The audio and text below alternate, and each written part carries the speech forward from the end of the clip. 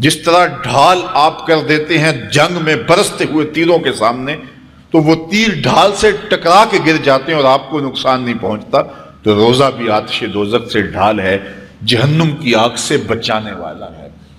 روزے دار کو اللہ کی خاص رحمت نصیب ہوتی ہیں۔ ایک حدیث میں آتا ہے کہ روزے دار کو دو خوشیاں نصیب ہوتی ہیں۔ ایک خوشی اسے تب ملتی ہے جب وہ روزہ کھولتا ہے، جب سارے دن کی بھوک اور پیاس کاٹنے کے بعد شام کے لمحے ہوتے ہیں اور پھر روزہ منزل تک پہنچتا ہے، تو کس مسرت اور خوشی اور سرشاری کے عالم میں روزہ دار ہوتا ہے کہ شکر ہے کہ اتنی لمبی اور اتنی سخت گرمی کے ماحول کی شدت کے باوجود اللہ تعالیٰ نے مجھے روب و منزل کیا۔ تو اس وقت ایک احساس اس کے ساتھ جڑا ہوتا ہے، اور پھر جب وہ ٹھنڈا اور میٹھا مشروب اپنے کام و دہن میں ٹپکاتا ہے اور وہ ٹھنڈا میٹھا مشروب اس کی رگوں کو تر کرتے ہوئے معدے کی طرف بڑھ رہا ہوتا ہے، اس کی زبان بولے نہ بولے دل اللہ کا شکر ادا کر رہا ہوتا ہے، اس کا ایک ایک عضو بدن رب کا شکرانہ ادا کر رہا ہوتا ہے۔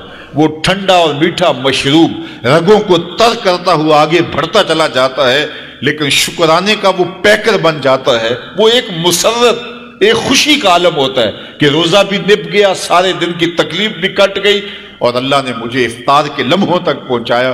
فرمایا روزے دار کو ایک خوشی تب ملتی ہے جب وہ روزہ کھولتا ہے، وَفَرْحَةٌ عِنْدَ لِقَاءِ رَبِّهِ، اور دوسری خوشی روزہ دار کو تب ملے گی جب روزے کے صلے میں اللہ اپنا دیدار عطا فرمائے۔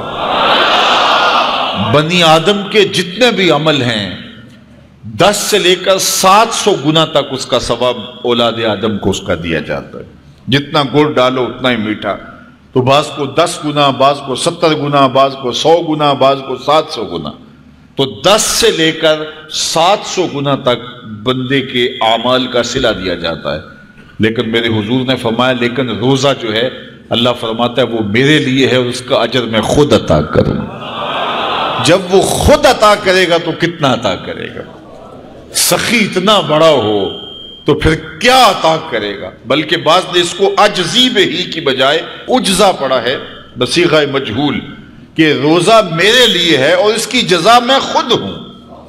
باقی اعمال کی جزا جنت ہے، جنت کی نعمتیں ہیں اور بہت کچھ ہے، لیکن روزے کی جزا میں خود ہوں۔ اور جس کو وہ خود مل گیا پھر جنت میں مل گئی، جنت والا جو مل گیا پھر جنت بھی مل گئی، جنت کی نعمتیں بھی مل گئی۔ تو روزہ اللہ کی خوشنودی کا ذریعہ ہے، اس کی رضا کا ذریعہ ہے۔ تو خوش نصیب لوگ روزے کی برکتیں حاصل کرتے ہیں۔ اور ایک روایت میں آتا ہے جب رمضان المبارک کا آغاز ہوتا ہے اللہ اہل ایمان کو، اپنے بندوں کو محبت کی نظر سے دیکھتا ہے، اور اللہ جس کو محبت کی نظر سے دیکھ لے پھر اسے کبھی عذاب نہیں دے گا۔ اللہ اکبر۔ تو یہ روزہ دار کے لیے اللہ کی کرم نوازیاں ہیں، اللہ کی رحمتوں کے اجالے ہیں جو اس کے اوپر برستے ہیں۔ تو میں اور آپ اس ماہ انور کو، اس ماہ نور کو اس طرح سے گزاریں کہ ہمارے اندر کے پاپ دھل جائیں، ہماری غلاظتیں گناہوں کی مٹ جائیں، ہمارا سینہ صاف ہو جائے، ہم اہل ایمان کے لیے کشادہ دل ہو جائیں، ہمیں جو ہے وہ جھوٹ سے، تکبر سے، بخل سے، ریا سے اور دیگر امور بد سے اجتناب کرنے کی عادت پڑ جائے۔ روزہ جو سکھانا چاہتا ہے ہم وہ اس سے سیکھ لیں، اور روزے کی برکات ضبط نفس کی صورت میں ہمیں نصیب ہو جائیں، تو ہم روزے کے بعد بھی، ماہ صیام کے گزرنے کے بعد بھی ایک نئی زندگی لے کر، ایک تازگی لے کر، ایک نور و روشنی لے کر کے جو ہے وہ معاشرے کے، اسلامی معاشرت کے ایک اہم فرد کی صورت کے اندر جو ہے وہ سامنے آئیں۔ تو اللہ اس ماہ صیام کی برکتیں ہمیں نصیب فرمائے۔ ہر سال مہینہ آتا ہے، گزر جاتا ہے، ہم پورا مہینہ بھوک کاٹتے ہیں اور پھر وہاں کے وہاں ہی کھڑے رہتے ہیں، تو پھر ہمیں سوچنا چاہیے، لیکن اگر تبدیلی آتی ہے تو پھر شکریہ ادا کرنا چاہیے۔